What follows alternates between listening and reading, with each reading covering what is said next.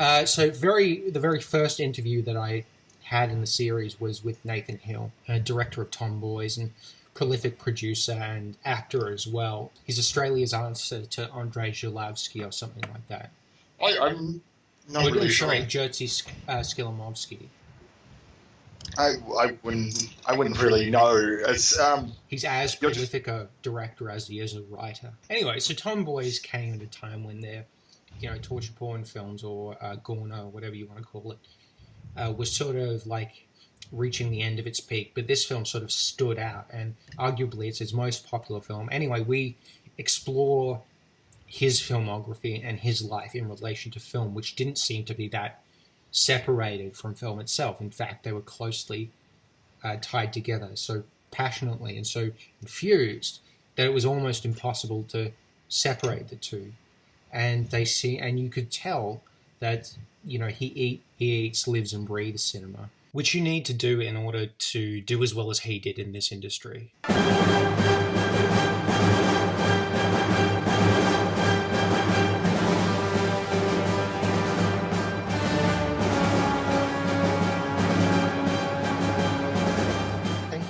For coming forward to doing this. I very much appreciate it.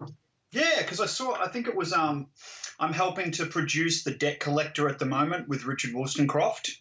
And I got, I think one of the crew members, might have been Simone, she put out a group message, and it was just at the right timing when I was doing some stuff for Richard. And to be honest, I'm pretty big on self-promotions. So, that's being honest. You've got to be. Do you know what I mean? So I think, social media, I really love it. And, people probably don't know, but I manage over 20 Facebook pages, for films. Really? Yeah, I don't know, maybe 24, something like that. And I'm constantly online. Richard's asked me to get all his IMDb done, so I'm sort of becoming the go-to guy for a lot of different areas of filmmaking and social media. Oh yeah, I find it hard, sort of managing just one. I wouldn't even say that's managing. I would say that's just liking stuff with funny birds or Simpsons quotes or just whatever. But I'm imagining that there is some sort of engineering skill or at least artistry behind each and every one of those Facebook pages, and they're film Facebook pages. Is that correct? That's right. It's an interesting thing because take the IMDB, for example. Mm-hmm. When they launched, that was actually back in 2000, roughly. And I remember getting on, and I was the only person out of all my friends that had actually successfully got up a feature film with credits. Okay. Because back then it was a lot harder. You really had to. It had to be legitimate, You couldn't just sort of log in and say, "Oh, I'm going to make a movie, so I'm going to add my credit because I'm a filmmaker." It really had to be. It had to be authorized. Okay. And through that process, I learned how the system works, and actually wrote to IMDb personally and had some back and forth over quite a few different issues. So I was able to find all the bugs, and it's kind of like a skill I've got that I don't really promote, but I know the whole system really, really well. And it ties, because it's run by Amazon, that also ties in with distribution. If you want to release your film through Amazon, you need to know how that system works. It all kind of ties in. So, yeah, it's very involved. Okay, and they're fairly accessible, what's called Amazon and IMDb now? Yeah, because if you kind of know your way around IMDb, then you'll know your way around Amazon. And I'm talking about creating films and actually getting your stuff online. As we know, distribution is very hard. It's a filmmaker's kind of bane in a sense. So that's the hardest part. And I think once you've made a movie and you've spent 3 years on it, you're so exhausted. A lot of people don't realize that's when the work starts. And a lot of guys at that point are already kind of burnt out, or they don't have the money, or they made it on a whim. They didn't have a pre-distribution deal or the government backing them initially. And so then they go, oh, God, and they don't realize it's going to be another 3 years. And filmmakers just want to make films. They don't want to spend so long on one movie. So you can sort of make a lot of movies and not have given each film the right attention, if that makes sense. Absolutely, yeah. But I mean, how would you, what would you describe as the correct attention for each film? I think really, from my experience, if you're going to make a feature, an indie film, you've got to say to yourself, there goes 3 years, because if you haven't spent a year on a screenplay and at least had an editor or a co-writer look at it, then you're probably kidding yourself.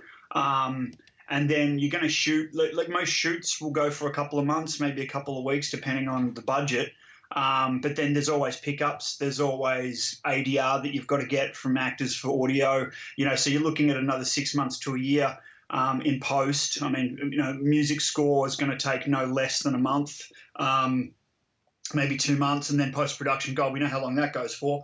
So that's 2 years. So I would say 3, because in the third year, that's when you've really got to start playing the festival circuit, and you've got to start in January, and you've got to go all the way to December if you want to try Sundance, Cannes, Tribeca, Berlin. You want to try the whole gambit. That's going to take a year. Mm-hmm. So, and that's called a 12-month festival circuit run, and you've got to kind of do that. You can't just sort of say, oh well, I'll do Melbourne Underground and I'll do Hong Kong International, and I'll be right. That's not kind of how it works. And people don't realize that's also going to be expensive. I mean, I spent 1 year. It was minimum $2,500 just on submissions for one film to all the festivals. Mm-hmm. So I think that's kind of like phase 3. And then after that, you will determine whether, your movie was good enough to pick up a sales agent, or it was good enough to pick up a distributor, or it led you to those paths. And if it didn't, then you've got to go back to the drawing board, or you've got to decide whether maybe this film isn't enigmatic enough, and then you have to explore other avenues like self-distribution, like the Amazon thing that I was talking about, where you can kind of do it yourself. There are some interesting platforms opening up in Melbourne now, though. You've got Ozflix. Ozflix will consider any feature if it's been made in Australia. So that's a very exciting platform, and I'm right behind Ron Brown, who's setting that up, because you can find a home for films that are on a recognised industry platform that's actually going somewhere in the future. It's not going backwards; it's only going to go forwards. So it's getting easier. People are kind of they're trying to get their heads around social media and the digital technology and the way the future's going, but it will eventually end up being greater and more accessible. It's just taking time to transition. And because we're in Australia, we are at the bottom of the planet. We do get things last, so it's taking us a bit longer to catch up, I think, with Asia and America and even the UK. Why do you feel that Australia is, I guess for lack of a better phrasing, last in that respect? It's just always been like that. I mean, I remember there was I was in film school. I was working in a video store to pay my bills, and we used to listen to a lot of music to get through the shift. And I remember there was this one band called Air, and there was this really wicked, it was like an acid jazz album called Moon Safari. And it came out, and everyone's like, oh, my God, this is the best music. We used to dance around the video store to this album, and get through the shifts, and it was just like really addictive music. And then this kind of French guy walks in one day, backpacker or whatever, to get a movie, and he's like, oh, God, this is a bit old. And we're like, what are you talking about? And he's like, man, this has been out for 3 years. And I said, what? We just got it. Now, the thing is, the internet obviously has changed that. We are more up to speed. We are getting the cinematic films at the same time as other people. But there's a consciousness as well attached to that is lagging, I think. No, we're nearly up to speed. With some things we are, but with other things we're still kind of not in the hemisphere. And I do think, regardless of the internet, you've still got to look at the mileage. Like, if you're in Australia, you've still got to go across the ocean to get somewhere physically. Do you know what I mean? And so, we're always going to have some kind of even sort of subconscious separation. Does that make sense? Yeah, absolutely. Now that we broke the ice. Yeah, broke the ice. I think I'll just hit the ground running with Tomboys, if you don't mind me asking, mainly because that was my first point of contact for your name, aside from Simone. I'd seen Tomboys, I guess, maybe 2010, maybe even a bit later. And actually, I worked at a video store myself. However, unlike you, I don't have any ambitions to make movies, but I do like them. I have fallen into them thanks to like media and media studies and stuff like that. But it's more on the periphery, and helped out on people's films in a sound capacity due to my, I guess, my radio experiences, specifically in the electrotechnology side of things. Right. But so I guess our origin stories are somewhat similar. Sorry, what? I'll have to get you on sound on my next movie then. It's hard to find a good sound guy. You know what I'm talking about? Yeah, well, I wouldn't even say that. I found out that I'm actually not very good, mainly because my heart's not into it. But no, I can understand why it would be a passion for some people, most people, everyone within that industry. You'd have to love it in order to work with it, because it's sound is that one thing where you know when you say to someone, oh look, you're going to be on set, you're going to get paid very minimal if anything, and you're going to stand there and hold the boom pole all day, and it might not even be a subject that you like. It's very hard pitch.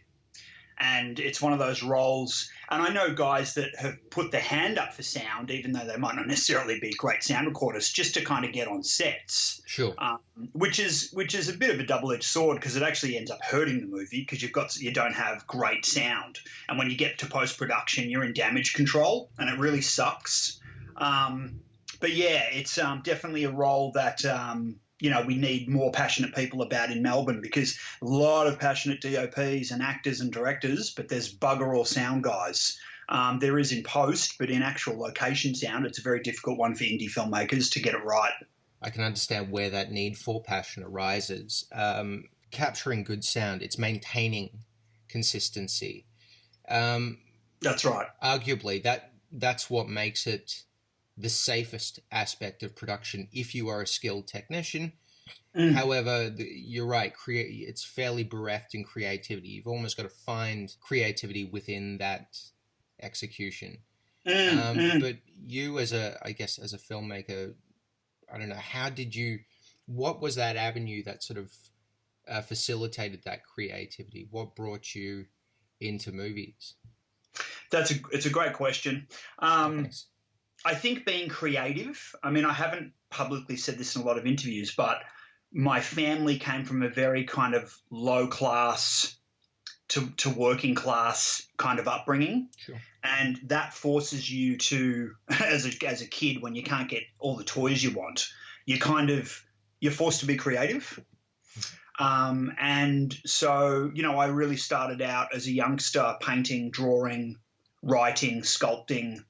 And eventually I think I wanted all those things to move, to tell a story, and, there's all these kind of, stories as me as a kid where, I'd lock myself in a room with all my Star Wars figures and A-Team figures and G.I. Joe figures and whatever. And I would kind of, play out these big scenes and battles, that were in my head, that were pretty much just stories. I mean, at the roots of it all, it's about a storyteller, you know what I mean?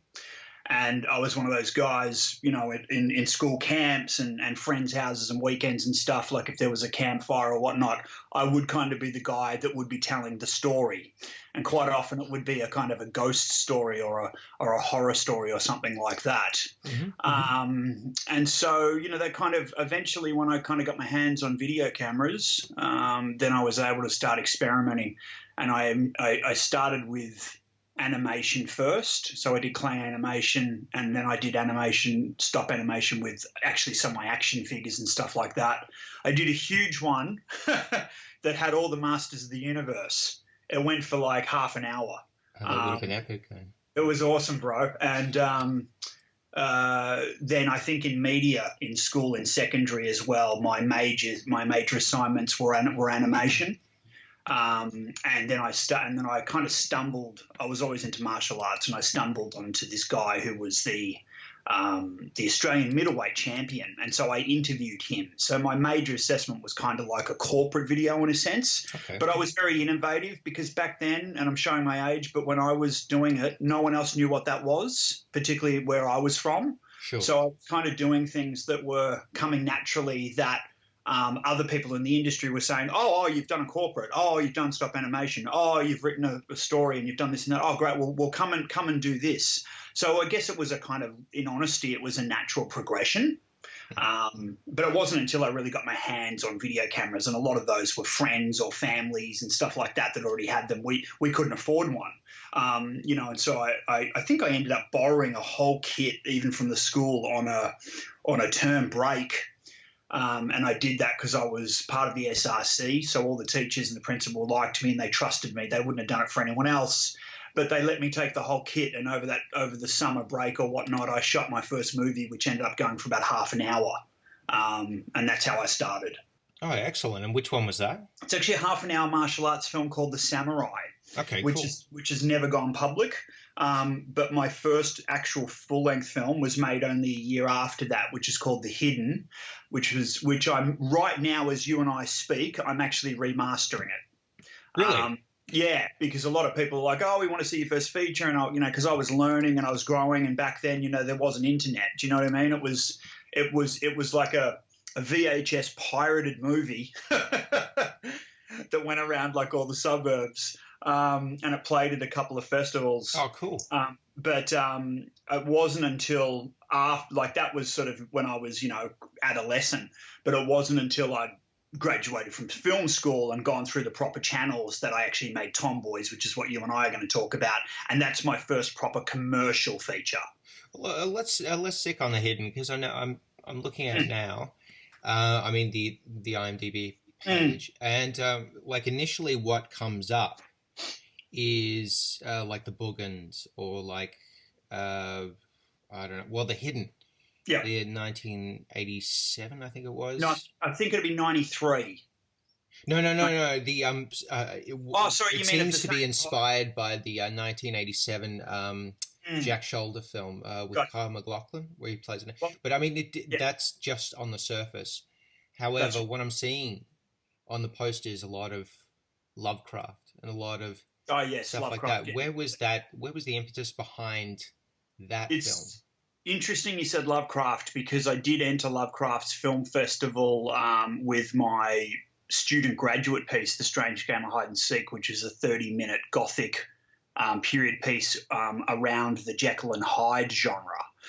So Lovecraft definitely had a bit of an influence. The Hidden, it's interesting because what you've just picked up on is the grassroots, which was really horror. And Hide and Seek was a kind of, I guess, a result of The Hidden. The guy that was writing The Hidden with me, he'd seen that other version that you're talking about, but I hadn't seen it. So I couldn't actually determine whether he stole the title. Like, I kind of went out and made this movie called The Hidden. I thought it was the next big thing. It was all I knew. I was a young guy and it was totally self-consumed. But I didn't realize till a couple of years later there was another film called The Hidden, and of course this was when there was no internet. Sure. And so I never knew whether he stole the title, and to this day I still don't know. But it was a really cool story back then because, around about that time, Predator had come out, so it was all about thermal vision, Sure. And you couldn't even get thermal as an app on an edit suite. You couldn't do it. Only Hollywood could do that back then. So the reason why I've remastered it now is because I can do thermal. So it's a bit of a kind of, a bit of a self-indulgent, trip down memory lane for me to remaster this first film, which is really cool. But it really was the grassroots, and I think from making that film, because it was a full-length movie and it did take a year, that prepared me much greater for film school, because in film school most guys haven't even done a short, so I'd already had all that experience. So, and I do recommend that. I do recommend going back to study when you're ready, when you're mature age. I mean, I went to film school, I think when I was about 27, and I do recommend that, because a lot of people, I think, have this fear of, okay, I finished year 12, shit, I better go to uni. Okay, when I'm 21, I'll get my graduate job, da-da-da-da-da-da. Do you know what I mean? Mm-hmm. And it doesn't have to be like that. You might end up doing more study later in life. I mean, I've personally done 10 years post-study since I finished year 12, in my life, business school, all sorts of stuff. So, but yeah, man, The Hidden was a cool story. A beast that resides in the storm drains that actually feeds on a human as prey, and doesn't realize that they've just fed on a drug dealer who was laced with cocaine. So the beast becomes addicted to cocaine. So the beast then kind of hunts down this drug cartel. And there's two drug cartels, so they think that they're getting whacked by the competitor, unaware that it's this beast, this sci-fi beast that lives in the storm drains. So these two guys from opposite ends of the spectrum that hate each other have to come together to try and figure out how to kill and destroy this thing. Don't you think that's a cool premise? Yeah, it's very high concept. It's kind of reminds me of it's like Chud. Do you remember that film? Oh, Chud, yeah. Geez, you know your movies. That's cool. Of course, yeah. Like you, I worked at a video store. Which video store did you work at?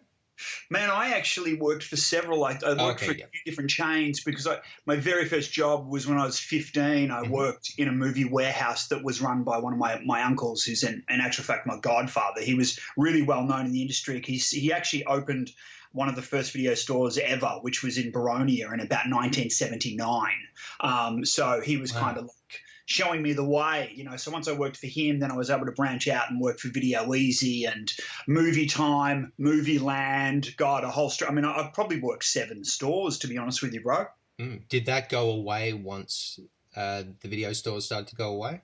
Yeah, I mean, there was a couple of stores I was in that literally did just close down, as we know, just because of timing, like nothing to do with anyone poor performance or, doing a bad job, just literally like no more revenue. We're going to close. Shit, okay. And I was kind of, through film school, because I did 5 years, I was kind of hop, skip, jump, through all these stores as they collapsed. And this was like from the east side of Melbourne all the way to St Kilda.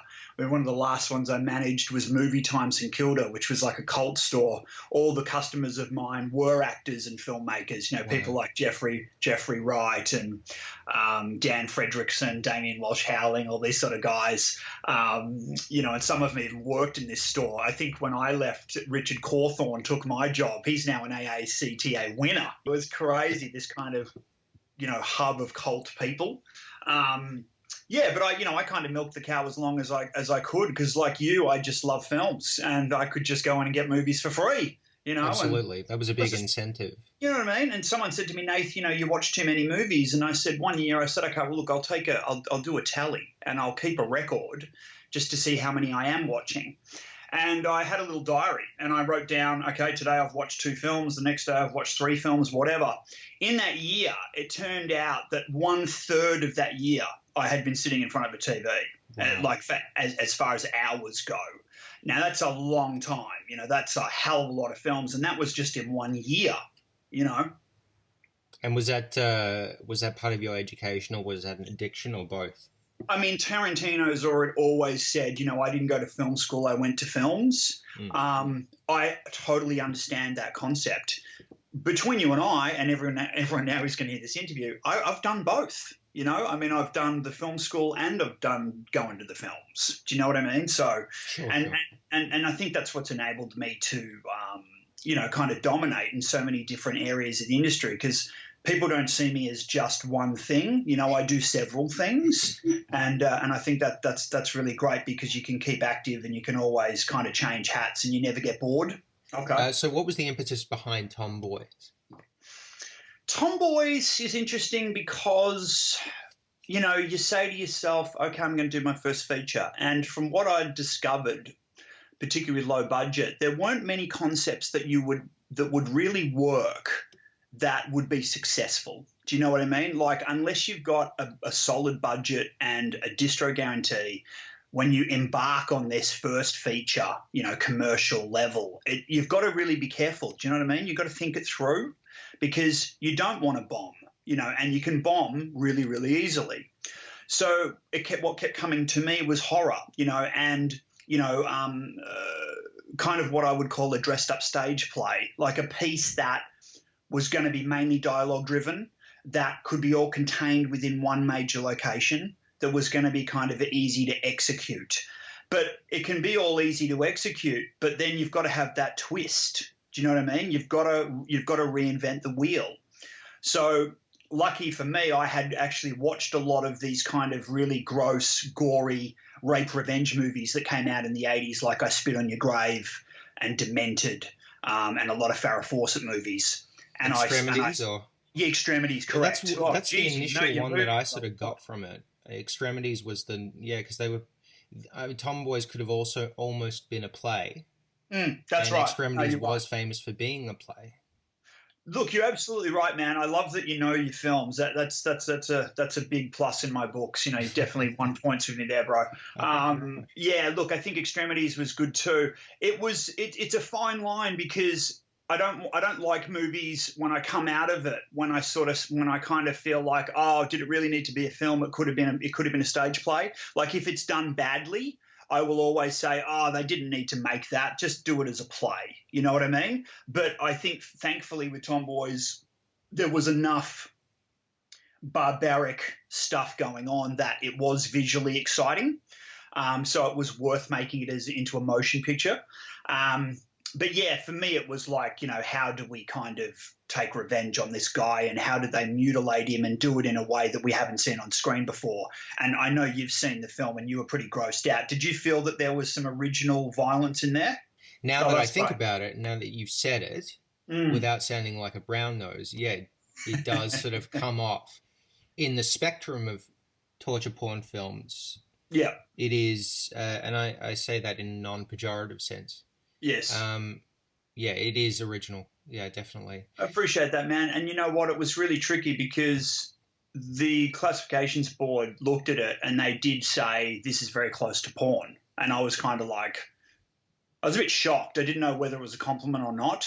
And then I said, well, hang on, this is because it's graphic, but it's not a porno. It's definitely a horror film. I didn't make it to sort of, you know, get girls' tops off, which I don't even think happens. You know, it's really more about the brutality against the guy. And then I said, well, what am I supposed to do? And they said, you're going to have to cut out these certain shots and then we'll give it an R rating. And then I was like, okay, brilliant. So I was like this young guy running around going, you know, my first film got banned. Yes, you know, I've made it. You know, like I was, you know, I think what might have, I guess, stalled them is that I might be projecting here, and if so, maybe I should see a psychiatrist. But I think, am I correct in assuming that the rapist? Oh, sorry, he's not really the rapist as we find out, but he has a semi. He has a semi? Yeah, he has a semi-erect penis in one just before he gets his dick cut off.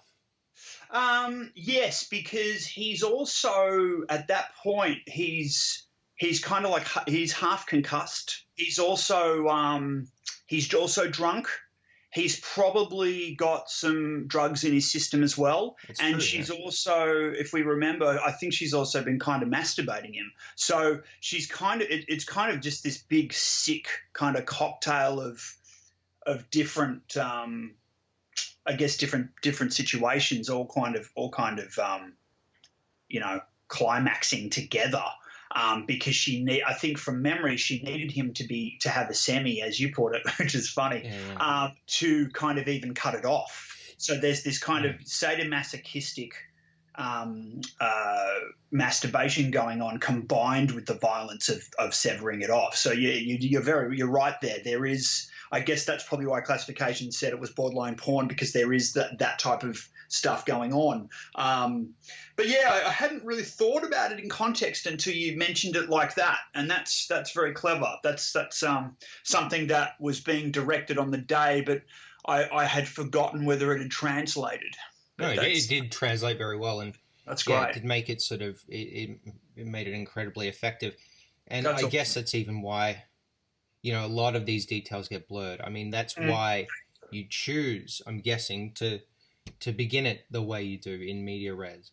And then... Then the other thing is too, like some of the adults, and when I say adults, I mean people, you know, older than me that have seen it, and they've sort of, without telling them what genre it is, I've had a few people watch it and say, that's a drama that just has 2 or 3 really horrific parts to it, but it's not a horror film. And I'm like, oh God, that's interesting.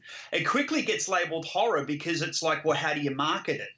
But when you listen to the girls' monologues and the drama that's in it, in fact, if you took out those few horrific bits, it would just kind of be this drama. Do you know what I mean? It did feel kind of Altman-esque in places. Like it reminded me a bit of Three Women in all of its monologues about, like I think the one that stands out is where women were made to be sacrificed. I think myself and a couple of the co-writers that had bonded in film school, these guys who are also filmmakers and actors and stuff like that, we shared a common interest in that, all three of us. And it was probably discovered over like a very late night, when we're all probably drunk, all confessing our sins or fears or whatever to each other. We'd had this chat, and we were all kind of became really depressed because one of the guys had recently had a friend who had been sexually assaulted, and then I started to talk about an ex-girlfriend of mine that was in the same boat, and then the other guy was like, "Oh my God!" And we kind of all bonded over this abuse that had happened to women that we all cared about. And so I sort of said to myself, I'm really angry about this, and I'm really passionate about it, and I also love horror film, and that's going to be my genre because that's going to be the easiest first film to make because you don't need a lot of money to make a horror film. And so, or to at least get an impact from an audience. That's the genre. That's the easiest genre to do. So I combined all of these elements and the feelings and what I was passionate about at the time in a very strategic way to execute the whole film. And the monologues came about. All three of us wrote our kind of stories of what we'd heard or what we'd experienced with these women that we knew, and then we brought it all together, and then obviously the actors interpreted it in their way and we rehearsed it, and then that became each girl's monologue. But I guess the truth behind all of that was that these were real stories. So that's why, when you watch the film, if it is having an impact, that's because it's kind of like, semi-biographical. It actually, some of these stories were real. They were just interpreted differently through the screenwriting process. But there was some truth behind a lot of it. So that's probably why, it had that impact. And at what point did that deviate off into fiction? To fiction, yeah. I think it deviated when we basically said, okay, now now it's payback.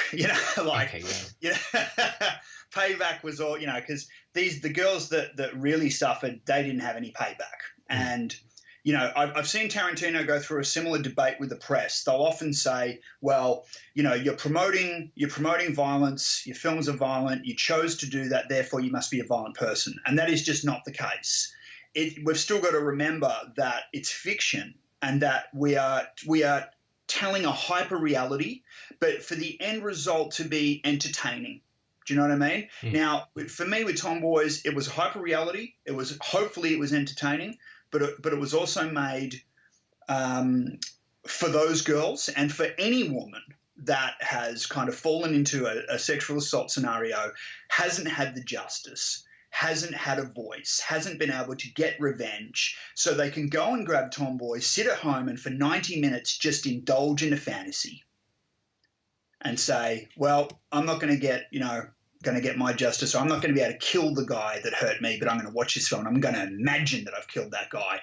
And for me, that is therapy. It's like, it's a classic thing, for guys. You're upset with your boss at work, and so you go home and you beat up the punching bag because you're angry. You can't go and beat up your boss, but you take it out on a punching bag. Do you know what I mean?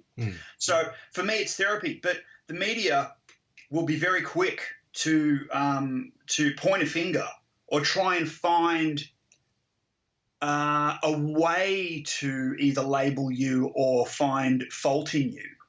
But this is like from the heart a very, very what would I say, selfless story that I created and that I made.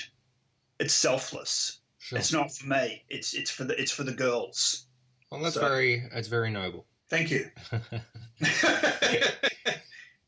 Okay, so now Tomboys, like, it takes place primarily in a shed, and you won't find too many, not horror films, you won't find too many Australian films that don't have a shed in it. It's, so I guess it's iconographic.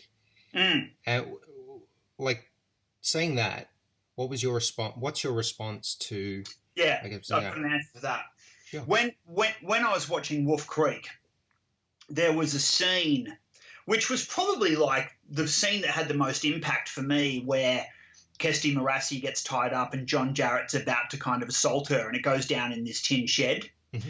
And it only went for a few minutes, but it would, like, to me, it had the most impact. And I remember saying to myself, well, that was the great scene they had in Wolf Creek. My whole movie's going to be in there. Mm-hmm.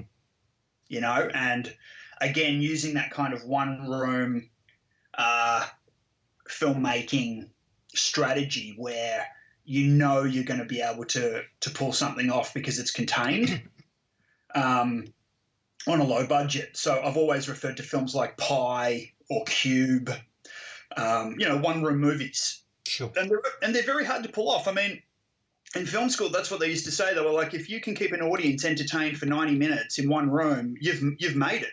Do you know what I mean? Like, sure. The twists and the turns and the screenwriting craft that you've got to muster to actually pull that off, it's extreme. So I think, when I did it, I was testing myself just as much as anybody else. Around that time of 2009, the torture porn, or whatever you want to call it, that sort of subgenre of horror films, it was starting to peter out, arguably. And then it made way for, I guess, Insidious and even Paranormal Activity, which sort of reinvigorated the genre into another direction, which was supernatural, low budget. And you pretty much got the tail end of that. I mean, that didn't diminish its popularity or its impact, but it sort of that's sort of where that's around about where it ended up. I think you're right. A friend of mine saw Paranormal Activity and, like, freaked out, actually thought I'd made it. Actually rang up. Yeah, for real. Rang and said, oh my God, dude, I saw Paranormal Activity. That was phenomenal. Like, well, why didn't you call me? And I said, what are you talking about? Like, and then I went and saw the film and went, oh my God. And I had several filmmaker friends contact me and say, man, you could have done that. I thought, and one guy actually thought it was mine. Like, it was that ridiculous. But you're right, so much of this is timing, and it is hard. I mean, that's where it gets competitive. And it depends where your life's at. I mean, sometimes life just might prevent you from being able to execute something to stay cutting edge. Yeah. Or, do you know what I mean? So, whether I came in at the tail or sometimes I've come in at the head, it's very hard to say. But I do remember, now that you've mentioned it, when I finished The Hidden, I think The Fugitive came out with Harrison Ford, and there's this classic shot. Right, of him, you know what I'm talking about. Yeah. Standing in a storm drain, and I think he's about to jump.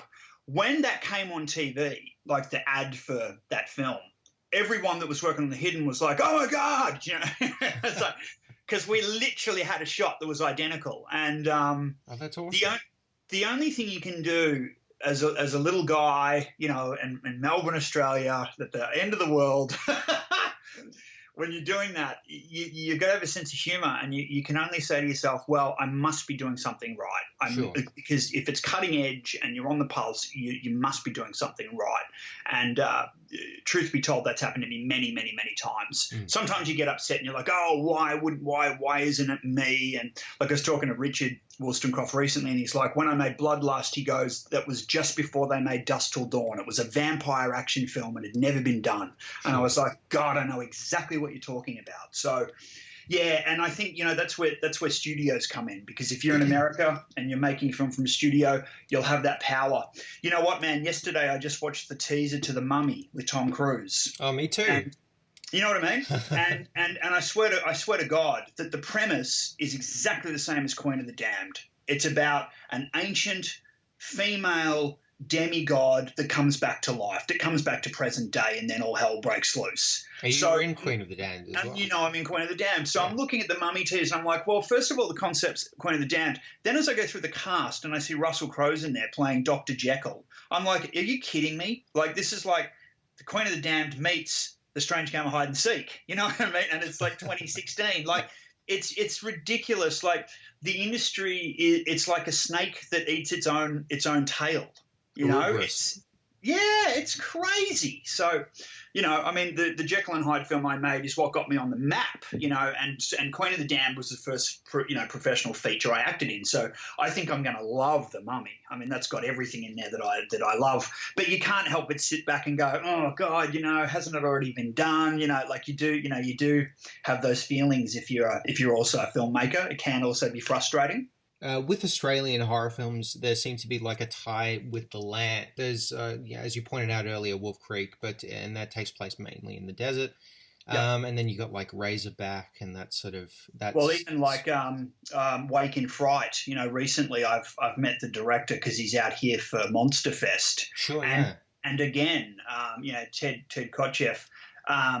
The landscape, you know, it's like, you know, the horrific part of that film, and the theme is the dry desert. The desert is actually a character, which is the horrific part, is that you're trapped. You know, there's no water. You know, you're in the middle of nowhere. You're lonely. You don't have family or friends with you. It's a devastatingly, almost, even though you've got this landscape, it's actually very claustrophobic. You know, so, definitely you're right. I mean, the landscape and the hot Australian desert, which obviously has been milked by Wolf Creek and films like that, is a character, you know, and you know, people from mainly Americans that I speak to, some of them are afraid to come here. They're like, I was having this conversation and they're like, Australia, oh my God, you know, like, no, there's like giant monsters and animals and things. They're just going to eat me alive. You know, like they get all worried that like the spiders are huge and there's these big praying birds and alligators. And, you know, like some people actually think it's a scary place. So, well, to be fair though, you're not really helping them. We're making films like The Hidden. Well, you know, you've got to cash in on your own environment. As they say, my friend, you know, you can only work with what you've got. I guess a lot of the times you do get this, a cliche of Australia being a place that's isolated and filled with monsters. So would you say that, I mean, would you say that that sort of environment and that situation makes for better horror films? I don't know if it makes for better. You know, mates of mine had a concept many, many years ago. They nearly got it up for a film about drop bears. Yeah, which I just exactly. So straight away, people laugh. It's a funny concept, and I think the problem with it is that, like, if you and I see an alligator or a drop bear or a giant spider or whatever it is, sure, for us it is kind of funny. And I think creature features, you know, is really the only avenue for this type of genre, and it is limited. And they've been done for so long, like they've been done since, you know, silent films in a Hollywood era. I think we're almost a bit monstered out with real animals. And I think that's where your movie maniacs come from. You know, your Freddy, your Jason, your Michael Myers, your Leatherface. You know, they've become more horrific because they're human, which means that there's more of a possibility that could be, a villain that comes into your orbit. I think with animals, there's a fine line as to what's scary. I think you immediately, you know, you just know it's not real. I think the suspension of disbelief is too far and few between, if that makes sense. Like, sure. And I think that's where it becomes almost like a comedy. So I think these sort of creature features, I think they're a bit more kind of horror comedy based. I don't think they're scary. Razorback's my favorite. I think that it's pretty cool. Yeah, the what's it called? The Long Weekend is probably the most serious and arguably the scariest. Yes, but it does have that sense of nihilism. Yeah, one of my old contacts, Jamie Blanks. You know, he did the remake. And, I did mind the remake actually. Yeah, Jamie was a cameraman on the first sort of short film I acted in that did pretty well on the festival circuit. This was The Huntsman. But yeah, man, I don't think they're very scary. I don't think so. I think we've had too many of them. I really do. I think there's been enough of those sort of films, and I don't know if any of them have been iconic enough to do a remake. I mean, these days the remakes seem to only be like kind of Godzilla or King Kong, or, you know, those kind of iconic epic classic characters that we have to kind of preserve. like Universal Studios, they will probably remake all of their monster movies every 25 years to preserve the lineage, but we're talking, we're talking Dracula, Frankenstein, the Wolfman, et cetera, those real iconic characters. But I don't think Australia's got enough, monsters and animals that are that fearful. It'd have to just be done so right, and it'd have to have a really good budget, And even then, it'd probably still be laughed at, because I think Australians, they like a good laugh. Like even when you go and see live performances and stage and theatre and stuff, people are almost waiting for a laugh. It's like they're not comfortable until they can have a laugh. Have you noticed that? It's like if you're doing a 21st speech, or if you're doing a presentation at work or something like that, it's almost a given that you've got to have some comedy in there. And I sometimes wonder, because it's great to have a laugh and, it's a good icebreaker, but sometimes things need to be told seriously. And I don't think that the general Australian audience either understand or are even interested sometimes. I think they just want to have a bit of a laugh, and they, want to have a beer, and they want to go to the footy, and, they're kind of simple in a way. It's hard to find an intellectual audience, particularly if you're making an independent film that you believe is highly intelligent, that not a lot of people are going to kind of even get their hands on because you didn't have the right distribution. It's a very, very tricky, expedition that you go out on when you embark on a project that's like that. You are always taking a risk. I mean, I've always said, if I can't sleep at night because I'm consumed by an idea, I have to make it, no matter what, even if it's not even going to go anywhere. Just if it's a part of me and I need to tell it, I will do it. Sure, yeah. But I do not sort of make a movie and go, oh, well, if I don't get Village Roadshow, it's a bomb. I'm not even starting with that kind of an opinion. I'm going out firstly just to try and tell my story, and I hope it's going to be great, So I'm thinking, filmmakers have all got different theories on this, but, actual filmmakers that have it in the blood, will always be doing something. They'll always be creating, regardless of what anyone else says. Sure. So, and that's what I've been doing now for my whole life. I'm not sort of a point and shoot guy, or grab my mobile, or grab a 5D and just point and shoot and call myself a filmmaker, because it's not even lit. That's one thing that's annoying me these days. These low-budget films, they don't have any production design. They've got no stylized lighting. There's so many key elements that are missing that, to me, define whether it's a film. So, yeah, it's tricky. What's backtracking a little bit to what you said about a minute or so ago. Mm-hmm. What avenue would you say would be a good place for, horror films in Australia to explore? I think Wolf Creek really has hit the nail on the head. The timing, the concept, pretty amazing. The fact now that that's a series. One of my mates is in the series, Jake Ryan, who I've actually just cast in one of my recent features as well, called Colorblind, which is in post-production at the moment. But I do feel that as far as kind of exploiting our original kind of genre, in a sense, the Australian horror genre, I really think those guys have nailed it. I think now it's more about, will the rest of the world accept our accent? I'm noticing now the language isn't as much of a barrier as it used to be, because 10, 15 years ago, if you tried to make a movie let's say a Freddy Krueger, where you just had a villain, and you had, or let's say you've got that classic kind of, Jason Voorhees scenario, you've got a bunch of young teenagers out at a scout camp, and they all get murdered by some villain. People wouldn't attempt it, because they'd say, oh, that just doesn't happen in Australia. The accent sounds ridiculous. No one's going to buy it. But I think now, because the world has become, things like the internet internet, and now we're much more like global citizens as opposed to just a citizen of our own country.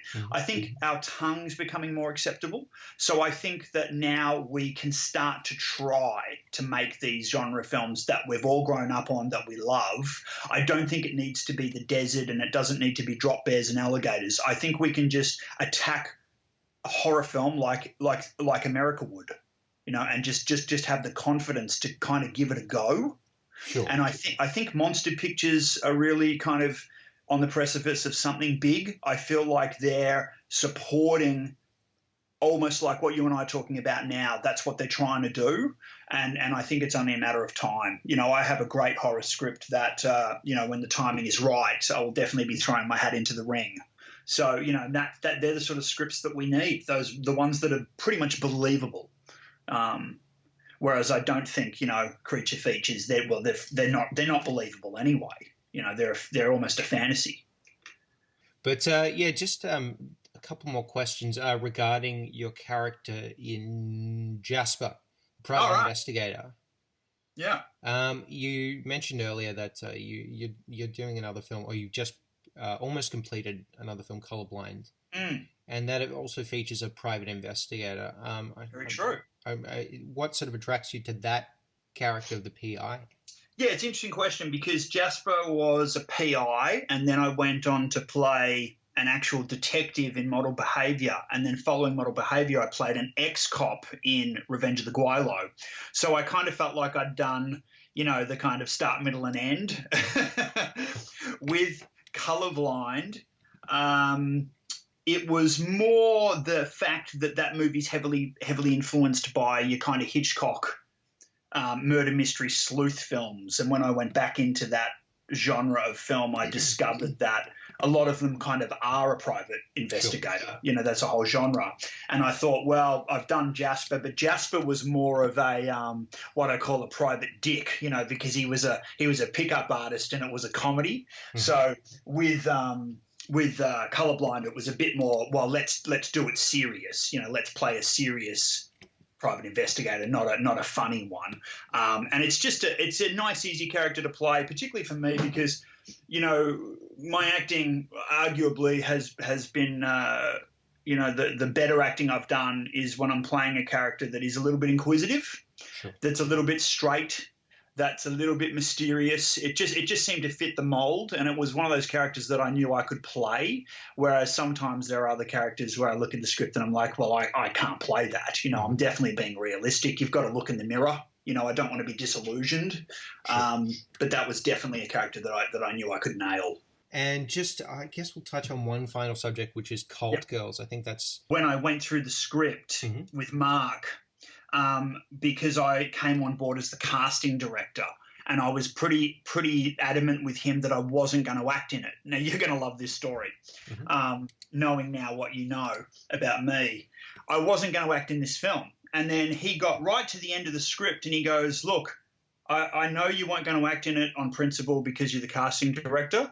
And he said, but I've got one character left, and the guy who was supposed to do it's pulled out. Can you help me? And he said, but we won't see you, though. You're going to be wearing a mask. And I said, oh, yeah, of course. That's like one day out of my life. That's a piece of cake. With Cold Girls, it's a really good film, and it's a script I was passionate about. I came on board as a casting director because, I work in casting as a crust, and I thought here's an opportunity to delve back into horror, just kind of dip my feet back in the water. And also to help Mark, because Mark's actually my editor on Colorblind, so we're actually helped each other back to back. So it's going to be a very exciting premiere. I should invite you to that. You'll probably be there anyway. I'd love to. But Nathan Hill, thank you very much. My pleasure, Sebastian. Good to talk to you, buddy. This series was produced by Sebastian Mittelman and devised by William Thompson and Sebastian Mittelman. Special thanks going out there to Simone O'Day, Sally Christie, Hussein Koda, David Black, Sarah Lamberg, Lucinda Bruce, Donna McRae, Ursula Jabrowski, Sonia Hammer, and if there's anyone that I've missed, which I'm sure I have, feel free to contact me and let me know. This is my first time doing this. I'm bound to make a couple of mistakes. Stay alive till next time.